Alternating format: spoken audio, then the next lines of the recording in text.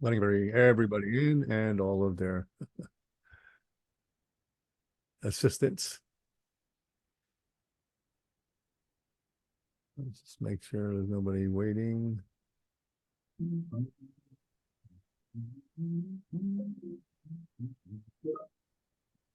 Okay, it looks like, hold on a second here. We're going to go ahead and give it one more moment. I don't want to wait past 104. Got hopefully an exciting and act. That comes done.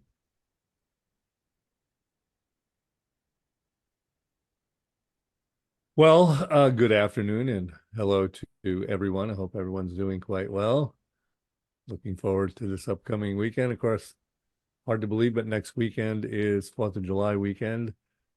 Do you all have off the Friday after 4th of July? Does anybody know? Don't start nothing there, Kevin. Keep mowing Okay. the course. Don't start anything Well, here. I'm working, so there'll be training.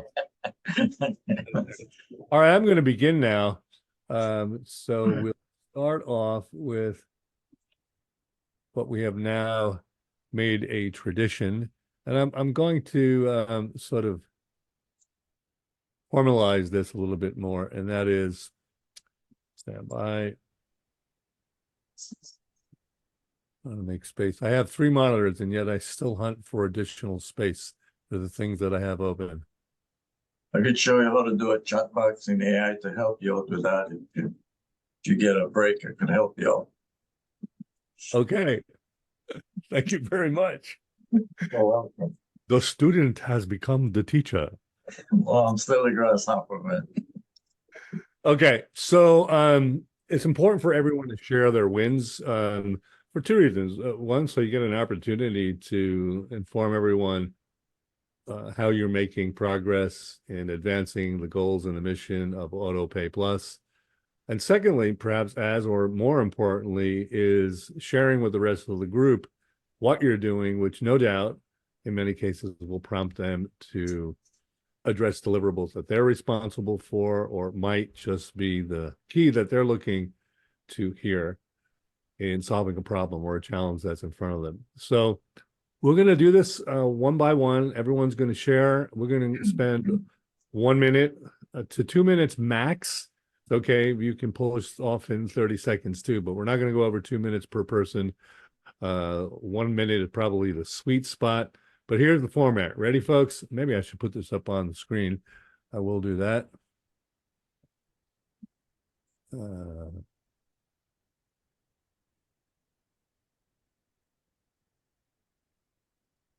course, I have to share my screen, right? Yep. It would help.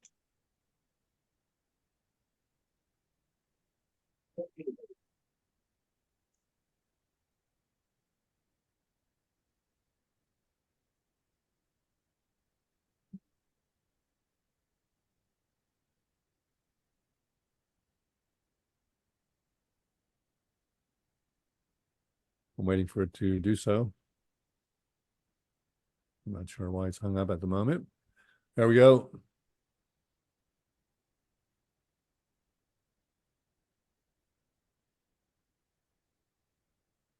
Okay, everyone ought to be able to see my screen. So in short, just what problem or deliverable did you tackle with AI between last Friday and today? How did you use it as briefly as possible? What did you do? Did you write a GPT, chain prompting? What did you do precisely? And what results did you get? From your point of view, how much time did you free up?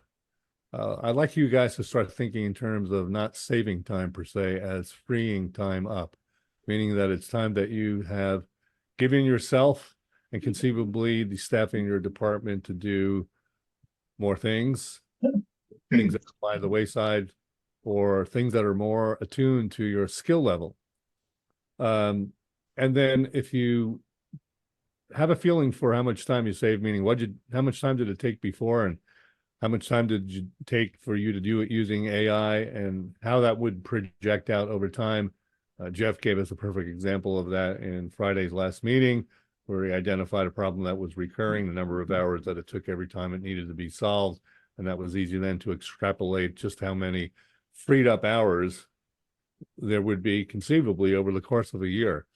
And then it just quickly, how did it make you feel when you got the result? Sometimes it could be frustration, but most of the times it was a degree of satisfaction, inspiration, unlocking creativity. And how do you see then that you could create or give the prompt that you use or the GPT that you created to your staff? And that'll reflect back to the swim lane slide that we've been working for taking a process and breaking the steps down into AI and handing it off to staff to achieve a final deliverable. And if there's any challenges, let us know. And what did you see that you're going to tackle next week? So just barrel through it. I'm going to call people based on where I see them on the screen here. So guess what, Anthony, you're up first. No worries. AI's actually become pretty useful when it comes to, I product manager over here for the mobile app. So I've been working on user stories for the app and some improvements. And generally, when you build a user story, it's a lot of back to the stakeholder, then you come and talk to them and then develop it a little more, then go back to the stakeholder and more information back and forth. And what it kind of allowed me to do was put together some general information based on what I needed to accomplish for upcoming features and put it into more of a cohesive product template with not only the story and the formula that I want it to use, but also like general acceptance criteria that I might want to look into. Not all of it was correct, but generally those processes would take a lot longer. So yeah, it's been great. So when you say a lot long, the first question is this I know a bit about Scrum. I worked in a Scrum environment.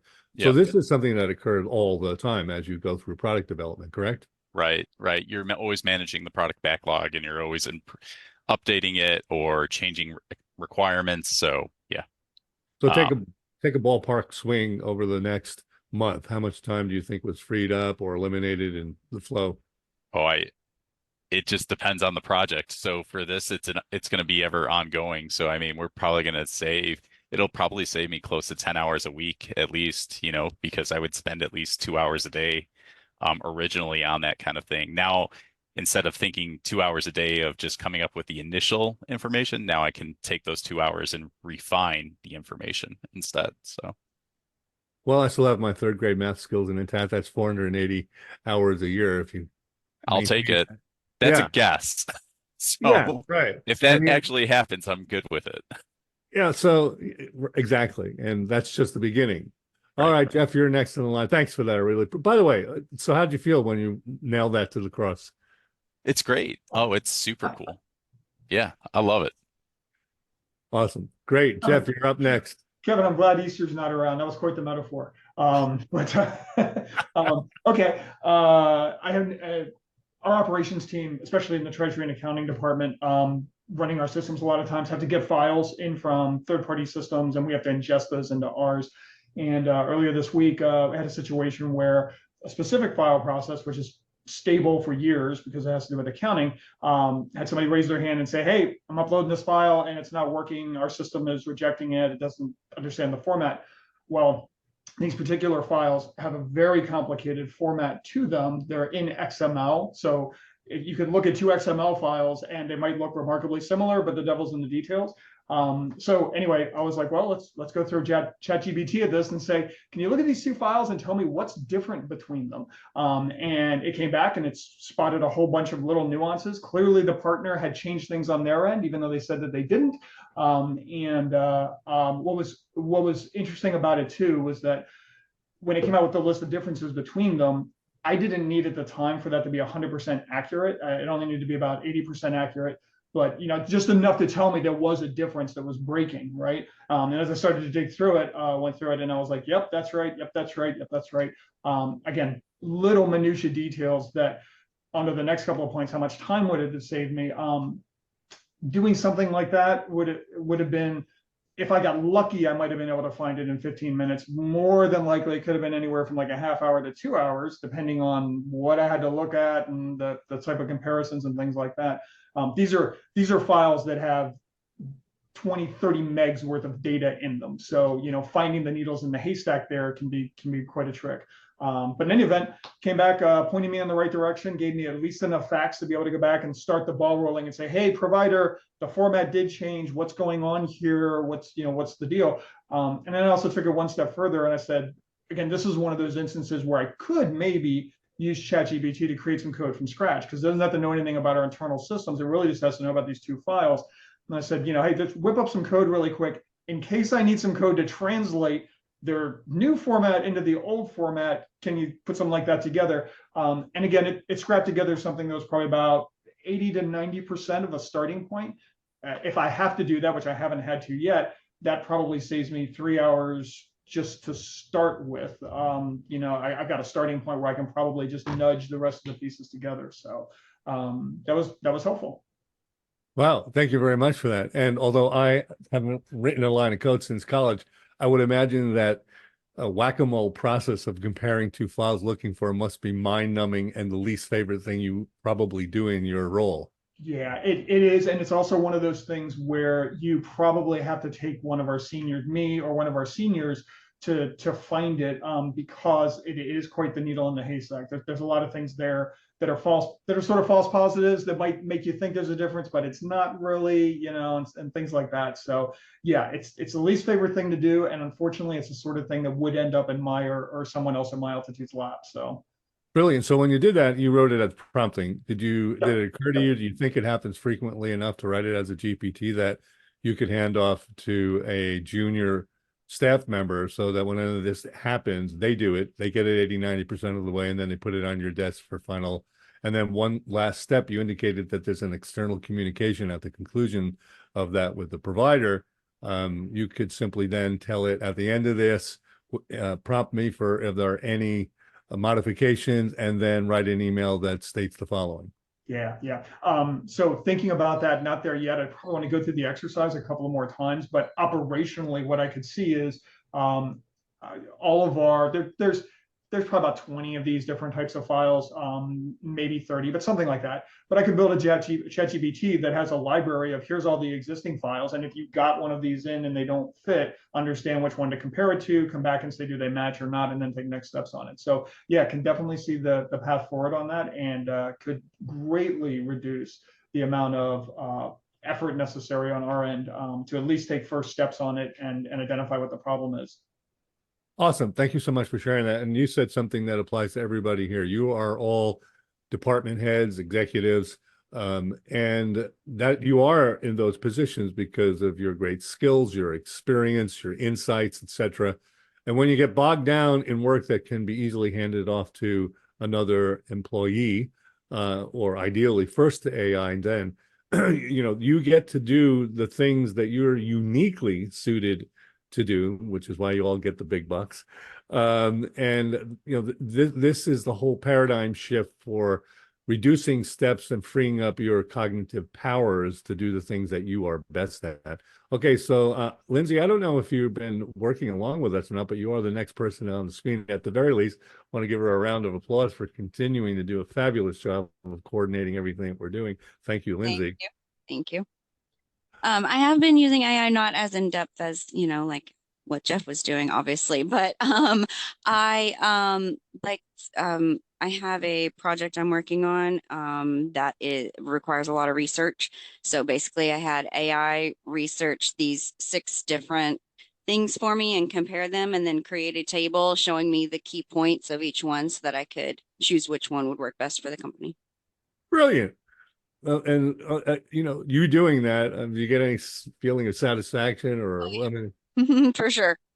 Yeah, it feels good, right? Okay, thank you very much for that. By the way, I have found, again, in keeping with being technology agnostic, I think I mentioned this before, if you're doing research and you want to get multiple citations, reports, websites, comparative, I use Perplexity. It does a really fabulous job, and one of the things that it does is after you make your initial query and prompt, it will then suggest to you a number, usually 4 to 6, I believe, additional questions that you might ask. Very good at doing that. Has led me to getting a more in-depth summary analysis, if you will. All right. It Great. is Thank you. Ms. Reeves is up next.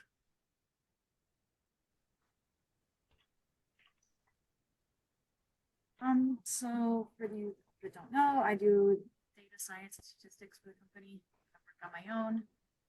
And I've been in Python a lot this week. So I've actually used it to troubleshoot when I got error messages, which would typically take me like 30 minutes probably to find the error by doing the research. So it actually is a lot of the process. Well, thank you for that. And at the risk of nullifying the value of our training for you, you are, in fact, a data scientist, et cetera, et cetera. Do you find that you get value from these trainings, although they are in that rarefied atmosphere of writing code and such? Definitely. I think I was talking about this with Jason, a lot of this tool is very useful, but it takes the imagination to come up with ways that we can use it, if that makes sense. So listening to everybody and how they use it opens my mind to ways that possibly I can use it for like redundant tasks. Ah, brilliant. Thank you. Patty? I used it this week. I had a number of tasks, being more of the number-oriented person, writing might not necessarily be my best skill. So I've taken several things and put it in and said, okay, here's the basics. Now fluff it up, add substance to it. So it's done that for me multiple times. And then I'm currently using it to come up with milestones for my rocks for the EOS. Being that I'm newer to that program, I'm using it to at least give me the outline for it. So then I can go and I can tweak it closer to each of the projects relating to AutoPayPlus. Ah, brilliant. You'll be happy to know that if we get there, which I doubt we are today, but we'll do it next Friday. I've been building out a model revolving around rocks. That's a tongue twister, revolving around rocks. Okay, 3 times fast. Do you feel like you're saving time, or is there what value do you find you're getting in doing what you just now described? I feel like I'm gaining time back, because rather than having to start from scratch, I at least have now an outline that I can take and I can just tweak and make it a little more detailed, where instead of having to say, okay, step 1, step 2, it's already giving me 10 steps to think about. So I can save, X number of hours not having to come up with the outline to begin with. Brilliant. And the next step for you then would be to take those individual steps and ask AI to create the prompts to actually create the deliverables themselves, or at least a portion thereof, or put them in a form that you could pass on to a staff. Correct. Bingo. Laura, Yep. Thank you. I created 2 new GPTs this week to work with each other. So not exciting, very exciting, but the first GPT is to create an annual review template based on certain criteria and a rating scale and such. And I fed information into it. And then I had create a second GPT to create training for the leaders that'll be completing the annual review on how to do so and how to do an effective and objective review and how to provide very objective feedback and such. And so as I created the GPT so that if I need to change the parameters of the reviews, I'm not starting from scratch. And then the second GPT can adjust the training based upon the first GPT. Wow, very impressive. And it is, that's great.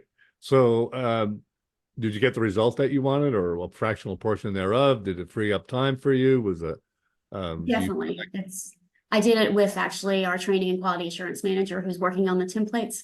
So she was pretty much blown away. And I was like, yeah, we can do this a lot more easily than because she was trying to adjust what we have right now. And it made it much better. The training was more impressive than the template, but I'm like, we can work with this and make it, make it doable, make it much better, I should say. That is fantastic. Did you feel good about it? I mean, did you feel good doing it?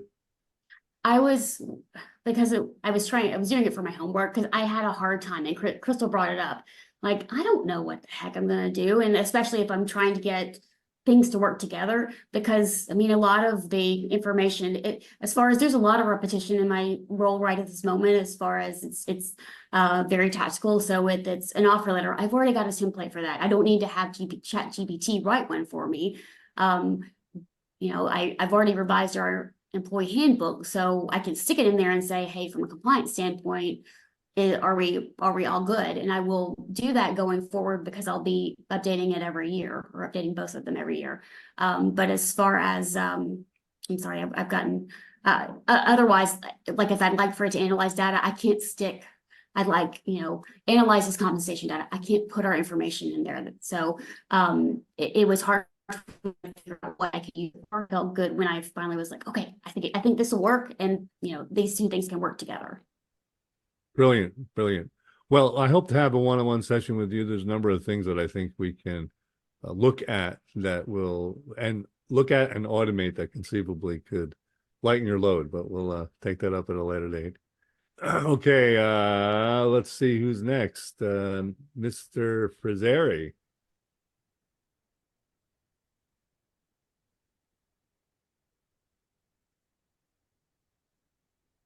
Franklin, can you hear me now? Yeah. Okay. Well, this week I tried to write some code in SQL and also in Python, and I tried to use ChatGPT to quality control and improve my code. And submitted my code, and it gave me a couple of examples of how I improve my code to be more efficiently, and that get that example, and then writing on my code or change it, and then running some performance through the data, and really I get like 45% more faster my result. Brilliant. Thank you for that. Thank you very much. Tom? I had GPT help me out. I was focused on a technical problem this week, or getting ready for a new rollout on our printers, the paper cut system. So I was entrenched in the technical details and totally forgot about whipping up this how-to document for the end user base. So I used ChatGPT to get the outline rolling for me. So then I just had to go back, revise it, slap in some screenshots, and away we went. So Great. It was a huge, quick time saver. And it's not as fancy as I think my marketing folks would put out, or our beautiful AI, but that's for later on, I guess. Brilliant. I mean, just quick guess, how much time do you think you saved? That was a good hour. Brilliant. Is it something that you have to do repeatedly, or just a one shot? That was a one-shot deal, but there'll be other projects like this that will have more how-tos to do, where I'll be entrenched with the technical side and not having time to really devote to the documentation and user aspects of how to do it. Right. Well, it could be an opportunity for a GPT. Thank you. Michael Dormius. Hi. So I actually have two examples, one of which is simpler than the other.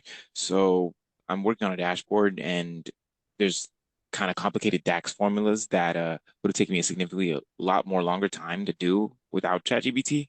To be honest, because of the situation with the dates, it's a bit complicated, so that helped out a lot. But my bigger lift is actually I made a GPT like called 59 Agent, and what I did was I grabbed a PDF from the support page of 59 University, because I know that ChatGPT can't read videos yet, and most of the information's in video form. But the PDF has in text form. So I uploaded just the agent PDF just to start, but this can be done with the supervisor, the reporting, like any feature in 59. And I made it an expert in the functionality, and I had it basically whatever questions asked, give step-by-step guidance on how to do it in like a casual, like easy to understand way. So agents would be like, kind of for training. So how do I transfer calls? It'll break it down step by step what they click. How do I go on break? How do I just little things because I'm an admin for Five9 as well, and a lot of people come and ask me questions about functionality, and it takes me a lot longer for me to go and find it, and pulls me out of my work instead of I could just quickly throw the question in there, copy and paste the answer out of the GPT, and kind of whatever the rest. If there's any knowledge gaps, which there just doesn't seem to be any so far because it's reading the PDF, then I'll fill in the blanks because certain things are just for our system, but you get the idea. Brilliant. Any idea how much time that would have taken you otherwise if you did it by yourself? That's a good question. Depending on what questions asked of me, but I'd say like just because I'm not familiar with being an agent, sometimes it takes me 30 minutes to an hour to figure out how to do what they're asking me so I can answer them. So that would reduce that to 5 seconds, if, assuming that it's in the PDF. So that's great and just saves a lot of time, and it also gives good, concise answers. And it's from Five9, so it's public information, so nothing to worry about there. Brilliant. Thank you for sharing that. And coming down the back stretch, we've got Kathy. Fire away. Oh, okay. This week it was all about automated financial benefits. So this is my pitch I have to do on Monday. So I traditionally would just go in there one sentence at a time, kind of like, hey, give me some ideas on this, that. So did a better job this week about configuring a ChatGPT just for that, so that it would keep everything all unified and set it up with knowing my parameters. I have it already linked to the PowerPoint that I've already created, so it has some of that information. It spit out some really good stuff and saved me a lot of time. Unfortunately, I think I was one of the ones that got hit with a little bit of a snafu where it kind of disappeared on me. So I presented this really great presentation proposal that I wanted to capture a lot of it from, especially like some charts that it had in there. And somehow I got off of ChatGPT and went back in to look for that, and it was gone. So I'm not really sure how that happened, but just warning, I guess, in the future for those else doing those, when you see something really good like that, you probably want to copy and paste somewhere else so that you keep a record of that. But it was really good stuff. Unfortunately, I loved what I saw the first time, and second time I went back in there, it didn't quite give me as good of stuff as it did the first time, but still definitely way better than me doing it on my own. And definitely will keep continuing to do configuring specific chat GPTs because I think there's a good value in that. Well, it is a bummer. It's happened to me a couple of times, and I, like you, decided that when I'm in the middle of a good prompting session and I start thinking, okay, I'm really zeroing on, I have a reflex now to copy paste my prompting into a separate document. So if it does crash and burn, I didn't have to reconstruct the prompt. Good guidance there. Okay, Mr. Mattis, and then we've got Carl, and then we're going to move on to what I've got to share. Excellent. Thank you, sir.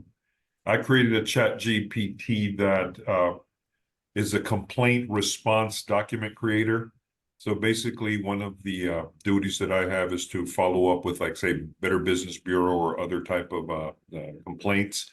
So we had received a few Better Business Bureau complaints this particular week, and I set up the chat GPT to prompt the user to put in the nature of the complaint, a couple of different prompts, and then once you fill it in, it'll ask you what steps did you take to remedy the situation, and once you plug that in, it will write the complaint response on your behalf.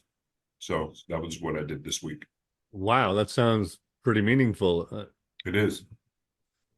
Do you, well, just for the sake of the format, how much time did you spend dealing with that in the past, and how much time do you think it's going to wind up on an ongoing basis freeing up at this stage, after the... Pretty significant. Depending on the nature of the complaint, you may take anywhere from a few moments to a couple of hours to research it. Then you have to contact the customer and, document that. So what I was able to do is just literally take the notes from our system of record where we document what we did, and it created it from that. So I'm saving at least 50%. I'm taking 50%, at least 50% less time than I did before. Brilliant. Well, the future is going to be even cooler than that when we start doing predictive analysis and compiling the trends and sentiments of the entire body and cataloging And then with no code, which will be coming up in a few weeks, no code programming, have it integrate with any number of other solutions that you have, whatever your autoresponder is, CRM, Creatio. I mean, I'm not really super clear on it, but at the end of the day, you have just started off with a great result, and the results that come as time goes on, which I think I'm going to get to here as soon as I get to Carl, is the next step in the equation of optimizing the use of AI in your role. But in any case, bravo.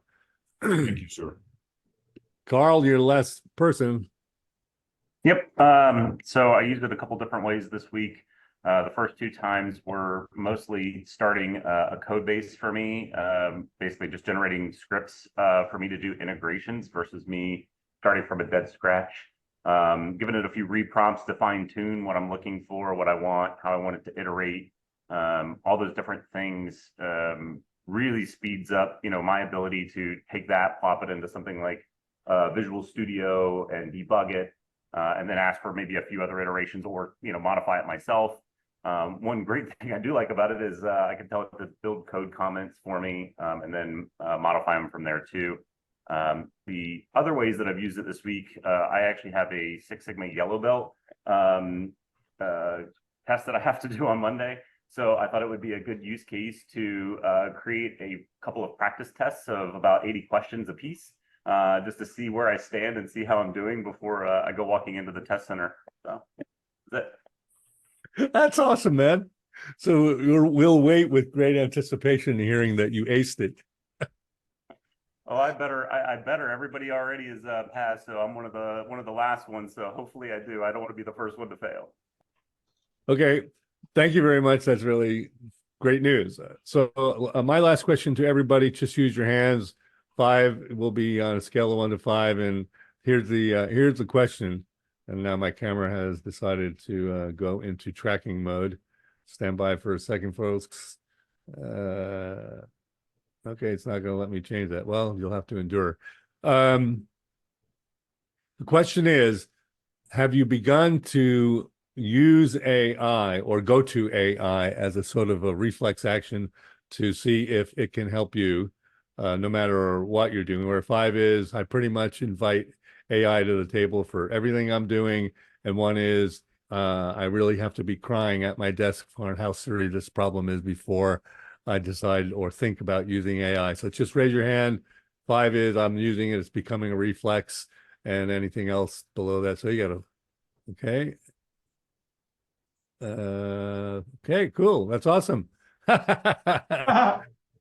Okay, so I'm gonna dig in. Don, do you have anything to share or say as a result of hearing all this wonderful news? No, that's great. I'm glad everybody's jumping on board and find the use. Like we said, it's not going to replace us. It's not going to do 100% everything perfect, but it's going to save you a lot of brain time and a lot of time. And even though we're starting up right now, even though we want to hear all the time that we're saving right now, it's really how much we're going to save in the future. I mean, I use it just about for everything in all the roles and things that I do. And I'll answer in reverse. I can't tell you how much hours it saved me, but I can tell you how much more things I get done for the day. So, I'm glad to hear everybody's embracing it and trying it and making it productive. It might slow and difficult in the beginning, but it'll get to be a reflex action. I do everything. I mean, Copilot is good. It answers some basics email, but when you get some sophisticated email and contracts, I fall back to ChatGPT. Brilliant. It's great to hear that. And you really put your finger on this whole thing here, particularly for department heads and executives such as yourself. This is about freeing yourself up to do the things that are more important. That's really the bottom line, right? Get out of the muck and mire of mundane tasks and things that don't call upon your unique skills and competencies, and get to the task of making really substantive change. Because remember, you all have teams, and where we're headed next is we figured out processes last week. So let me just get into the slides here, and I'm going to barrel through this. I anticipated that we would not get through all this, and that's fine because we meet every week. But the other thing is, Don, I think, is freeing up some more sessions one-on-one with me for your specific areas of focus. I'm sure Lindsay's coordinating all that, but by all means, take advantage of them as slots become available. My only request is please inform via email or Lindsay what the agenda is so that we're prepared to make good use of the time when we meet. And I'm having all kinds of screen problems here, but that's cool.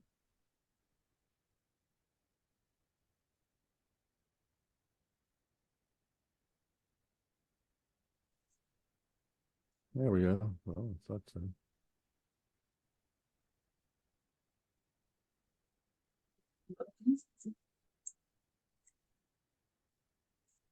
okay. So your journey so far.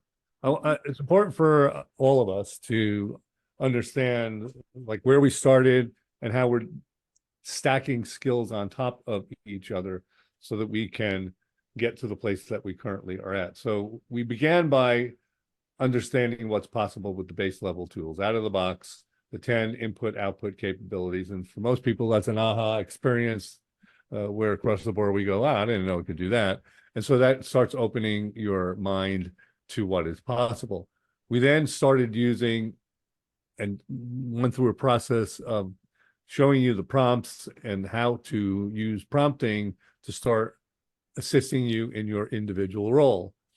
The next step was looking at AI as a super cognitive assistant, the analogy for which is the iPod when it came out, 1,000 songs in your pocket. Now the idea is you have unlimited, but 1,000 experts in your pocket, actionable advice from all of the world's greatest in any field that you are in.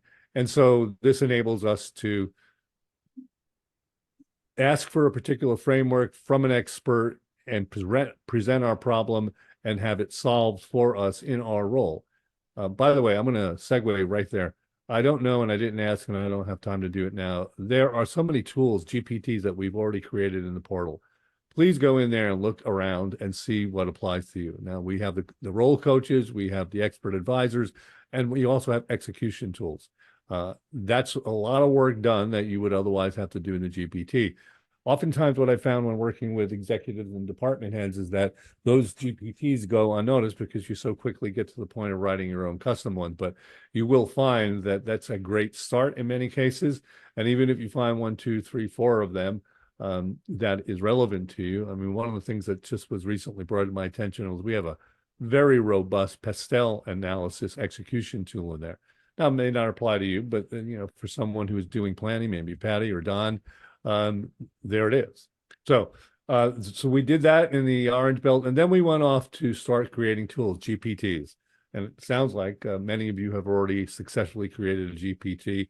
And the short story there is rather than doing one shot or chain prompting for the same issue that recurs again and again, you create a GPT for it. And then the big leap for everybody was last week, the Blue Belt, where we looking at entire processes that involve many steps, many subordinate deliverables, ending in a final deliverable, and creating the tools and the format and the process, and then GPTs that are contained therein, but taking it to a next level whereby we can identify portions of the steps in a final deliverable that can be offloaded to a staff person.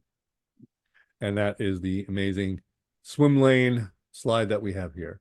So today, what we're looking at is, this is something for you, meaning that the next sort of 20 minutes that I have left to spend with you, we're going to look at contemplating what the future will be for your role and contemplating the beginning of looking at how to create tools for your entire staff.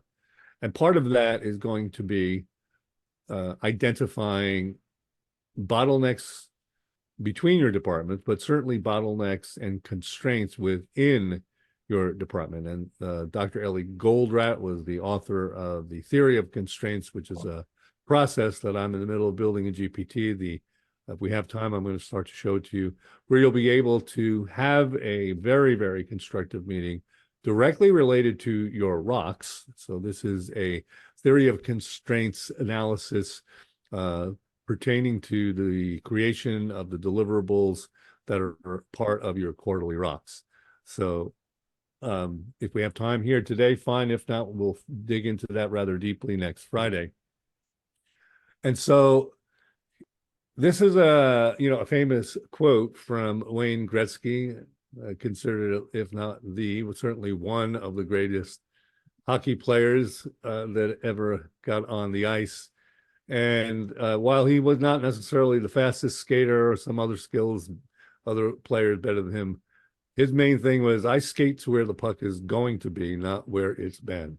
And so as it relates to you contemplating the skills that you've already developed, to bring up this idea of future thinking when we first began wouldn't be really effective, in that you wouldn't have a personal experience of the beginnings of what is possible. And so hearing from everybody today was a perfect way of, recognizing for yourself and seeing it in everyone else that, oh my, we've just begun, frankly, and this is what we've already accomplished. This is what is already possible. So you got two vectors here. One is your evolving awareness of what is possible, your creativity in contemplating what could be possible, and then the blinding pace with which AI is evolving. I've said it before, and it gets said often, AI is the worst it'll ever be today. And in short order, with the prospect of agents coming out, which I mentioned last week, who knows how much easier it's going to be.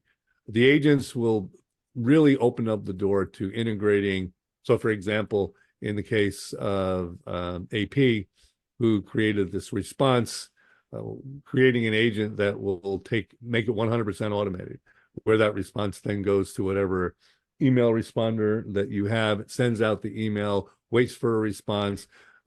Upon the response, analyzes the response, then makes a corresponding response, sends out an email if need. So any number of actions can be triggered. I think it can be done now, but the folks like Jeff and Carl and Michael are going, you're going to have to hand it off to them because they got to code it. But agents present us with the prospect of being able to do that simply by verbalizing it to your AI. So the idea here is to start with the end in mind. Now, as leaders for everyone in the company, you naturally probably have this strategic approach to thinking. You start with, okay, what's it look like when it's done?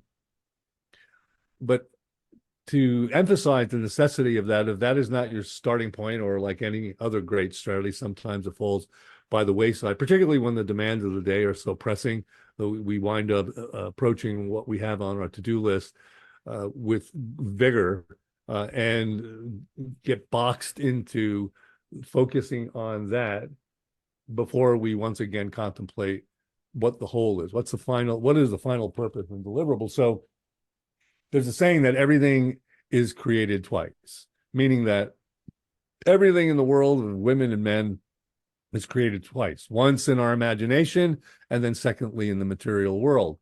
So one way of expanding your vision of what can be done, now that you have a glimpse of what can be done because you're doing it, is to say to yourself, if I had unlimited time, unlimited staff and resources, I mean, even if I had to suspend the laws of gravity, what would I create?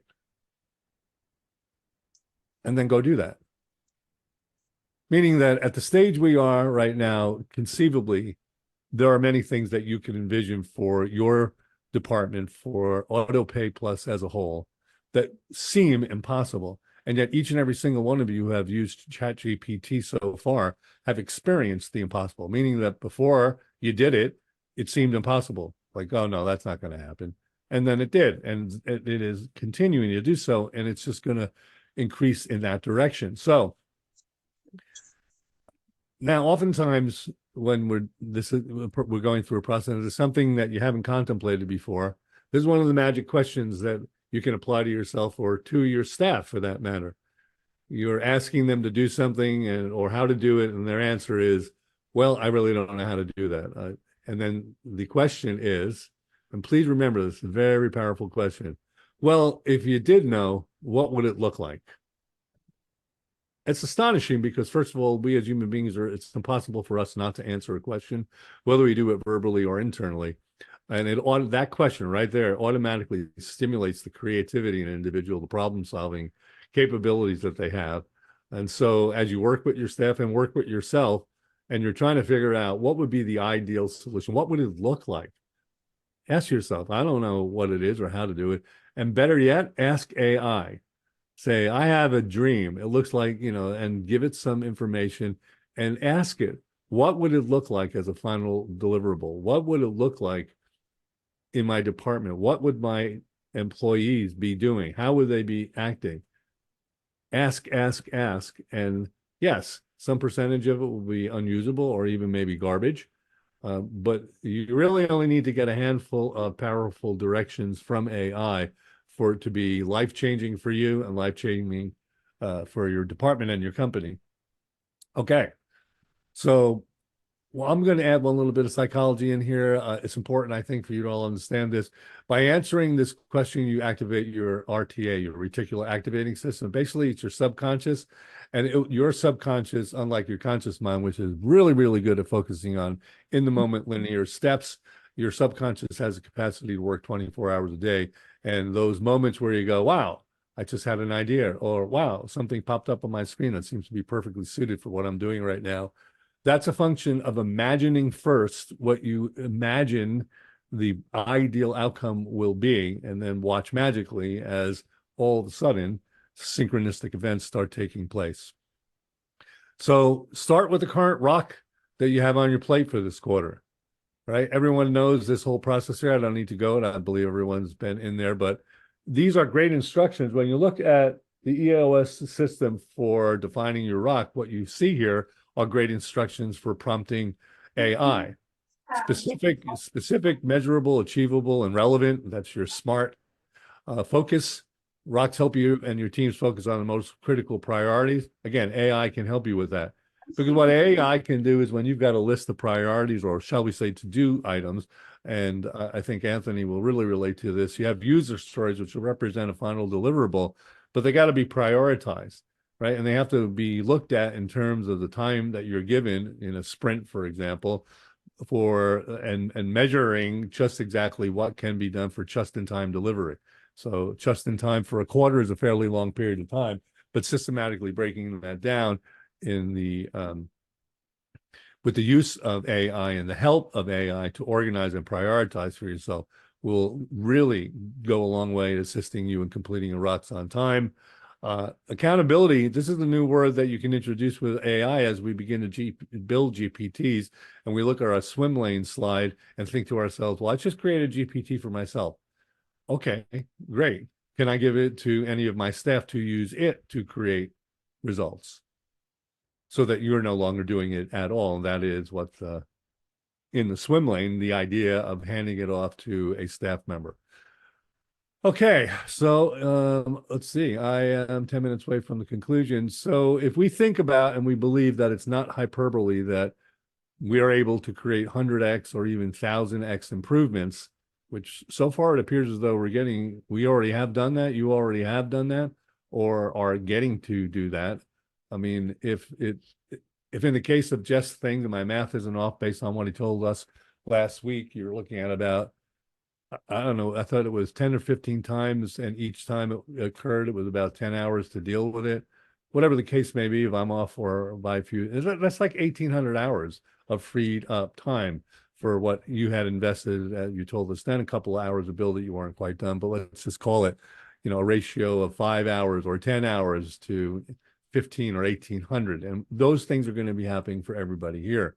So if you believe that, and you believe that it's not hyperbole, then you can also easily believe that your staff will be able to use GPTs that you've created, because they're not quite trained or not trained at all in how to do that yet, and give them the tools and let them fall in the second row of the swim lane to execute those, which puts in motion the AI producing the results and then handing them back off to you. Next week, because I see we're running out of time here, we're going to talk about interdepartmental constraints and bottlenecks and departmental constraints and bottlenecks. I think one of the most poignant conversations I had when I first came to visit you in your offices was with Kathy, who explained to me how much time she spent having to approve. So like literally from, never mind a post or a landing page, but email correspondence, and being able to get, or for example, I think Jeff or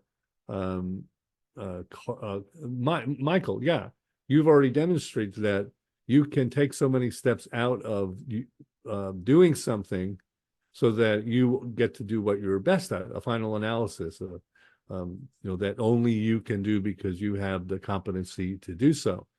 So if we believe that we can get 100,000x improvements in our own role as department head or executive, and then we contemplate that we can do that by providing the tools themselves directly to the staff members that will use them.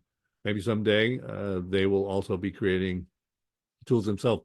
But then it's very reasonable to assume that, as outrageous as it sounds, as a company, you can start to see a 10,000x improvement. And what does improvement mean? Well, it will mean many things to many different people, but at the end of the day, it's growing the business and increasing your margins. That's it. So a question you can ask is, how do I create the future of my role? How can I start thinking now about what my role is going to look like? Well, frankly, a month from now, 3 months, forget about 6 months from now. And the best way the future to see the future is to simply create another quote. I don't know who that is. And how do I stay a step ahead? Well, you all here are staying many steps ahead. This is, although I didn't code back in the day, I've got friends that are coders. This was a format for prioritizing what I must do, should do, could do, won't do. So what I must do is right in front of you. You got to get it done by the end of the day. What I should do is a number of things that you have already put into the box of maybe AI can do this. So you're doing what you must do every day, but you're saying to yourself, well, I really should do this. Then you created an AI tool which freed up some time, and now all of a sudden it's done. And then what could I do? And that's where we're at right now.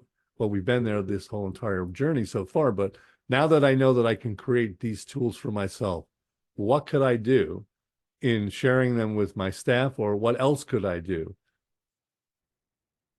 And the won't do in this particular scenario is, once you get a taste of the good stuff, you're never going to go back, Jeff, to doing mundane stuff that really will just drive you into a grave early.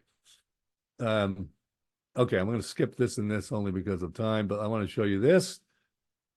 So this is exactly what I just sort of described. You've got your 100x deliverables, finding out 100x improvements in your traditional role responsibility. That's a swim lane.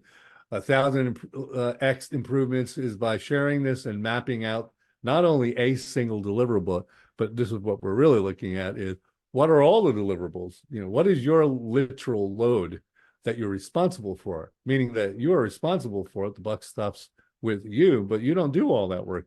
You've got a team of people that do that. And then you have dependencies on other departments, which of course, for example, between marketing and IT, that's a pretty significant dependency.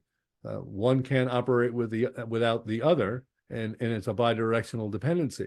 So we want to look at, and we will be looking at, okay, what are those bottlenecks? How can we use AI to remove them? Keeping in mind always that the bottleneck doesn't disappear, it just moves to another place, which is the good news. Okay, so passing by all that, let's just do something in ChatGPT.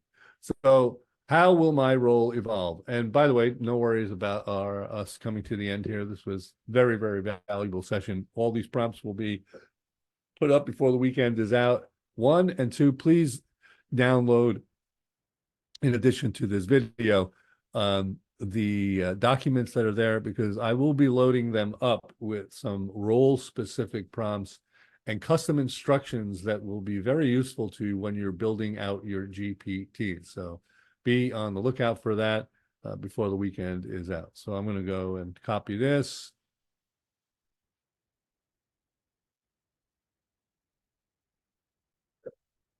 And if you want to go along with this, that's fine.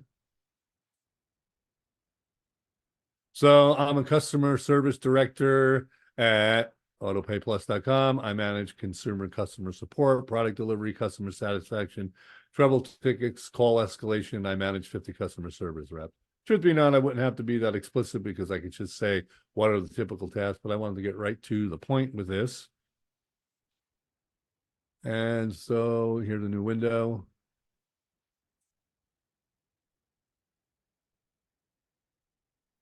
Remember the goal, this is to, I'll read it to you in a moment. So find 1,000x improvements in my work that weren't possible before, out of the box generative tools, future tools. I don't think I copied the whole thing. Let's see here. I may or may not. Yeah, there we go. So we got everything. There are 3 ways to look at using AI in my role. Out of the box. That's what we've been doing a lot of. First, find 100x improvements for work that's already in my job description, deliverables, more efficiently with out-of-the-box generative AI process, right? So now I'm building tools, GPTs, and then future. And finally, find me 10,000x improvements in work that will be made possible by near future advances in out-of-the-box. So we're actually asking it to anticipate what we know is coming, for example, agents, and what will be possible in my role. For each of those, give me three ways, and then give me 3 ways AI will enable the improvements in the order of magnitude I listed. So let's see what we get. And again, you're going to do this in your homework for each one of your individual roles, and continue prompting if you like when you do so. And as you know, the format for homework is just do it for your role so it's relevant. Videotape yourself when you're doing it, fill out the form, and submit the link to the work that you completed. And then 2 things happen. Everybody knows that you're all certified and competent, and you have a firsthand experience that you don't put off of doing the work. Okay. And you'll see here, by the way, always pay attention to what model you're using, 4.0. I'm reminded because I see memory updated, and that's very helpful as you prompt along. I got a message this morning that my memory was full, and I didn't know how to fix it. And so the answer to that is, if you are on Team, you would go to this diamond where you find your settings. And when you go to your settings, you and because as you begin using it as much, for example, as I do, you're going to hit that threshold. And what happens is you go into personalization, and there you have the ability to manage your memory. You see, it's at 92%. The way I got it to 92% is, here is everything I either told it to memory, commit to memory over many, many sessions, or it memorized it on its own. So I went in here and started looking things that I really didn't need and deleted them. And for the moment, I've got 8% left. Okay, so let's take a look at what we got back. Out of the box, 100x improvements. Automated response generation, Yeehaw AP. Use generative AI to automatically create responses to common customer inquiries. This can drastically reduce the time customer service reps spend drafting messages. Brilliant. I didn't know that was going to be there, but that's exactly what you did. Intelligent ticket routing. An example, AI can prioritize tickets based on keywords and past resolution times, ensuring high priority issues are addressed faster. Sentiment analysis. AI can flag potentially negative interactions for quick intervention, enhancing customer satisfaction. So it's pretty cool. And now we're moving on to 1,000x improvements. Proactive issue resolution can analyze historical data. AP, that's kind of what I was talking about, loading it up with a load of data that you've already collected over time. And customer behavior to predict and resolve issues before the customer is even aware of them. An example would be implement predictive maintenance alerts for products, automatically notifying customers and offering solutions before a problem escalates. And I really couldn't think of right off the top of my head, but certainly the change your lender at the termination of a car loan would and could be one of those alerts if you don't already have that baked into the system. But taking that and turning it into an automated response, just thinking off the top of my head how these would be relevant suggestions. I'm not going to read it all because we are now at 2:01, but let me just go to the future. So AI agents for complex queries. Advanced AI agents could handle complex customer queries from start to finish. Now, in a sense, we are already on the precipice of doing that with the AI voice agents. We haven't gotten any farther than KYC, know your customer, and starting to enable it to handle some initial problems for routing mostly, although we're right at the precipice of being able to have the AI voice solve the problem right there before it needs to be handed off to a human.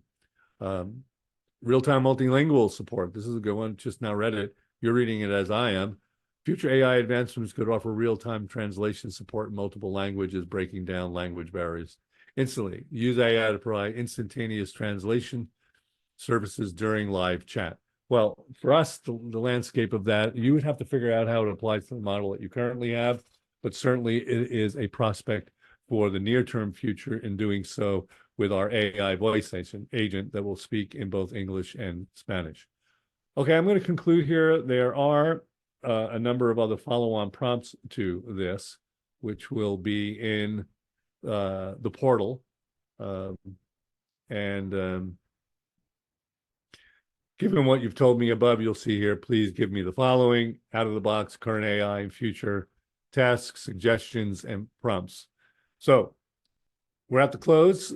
And as always, I leave a few minutes, if needs be, for questions or comments. Feel free to jump in. Otherwise, I'll be saying have a wonderful weekend.